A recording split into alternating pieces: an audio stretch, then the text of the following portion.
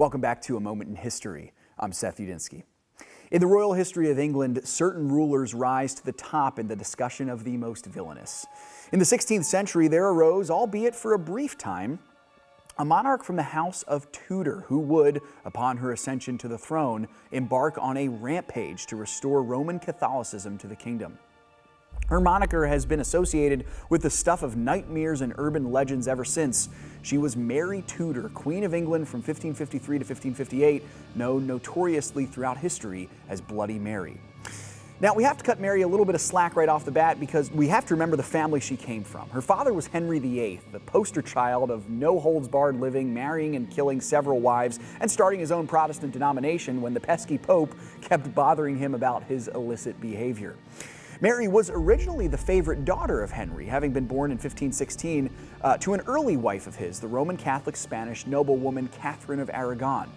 It was the marriage to Catherine, who was previously married to Henry's dead brother, that got the Pope's attention and made him require that Henry annul his marriage. Now, this actually denigrated Mary's legal status to that of an illegitimate child.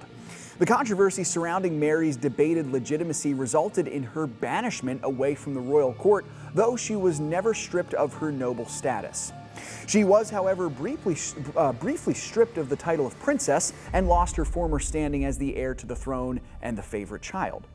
Now, I would argue that this stormy upbringing made fiercely loyal Mary even that more loyal to her mother and her mother's religion, thereby making her a staunch Roman Catholic. She was second in line to the throne after her younger half-brother and Henry's only son, Edward VI, who ruled for a short time as a boy before his untimely death at the age of 15. Now, Edward was a staunch Protestant, and he allowed Protestant doctrines of sola scriptura and justification by faith to be preached freely in England.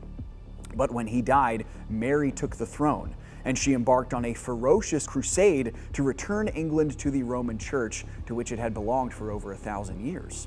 Though popular with some, her ferocious pro-Catholic laws left many on the island disillusioned and many pastors living in fear of their lives. Sure enough, in the 1550s, almost 300 Protestant English pastors, including faithful men like John Rogers and Nicholas Ridley, were burned at the stake for holding to the gospel doctrines of salvation by grace and the refusal to practice transubstantiation in the Lord's Supper.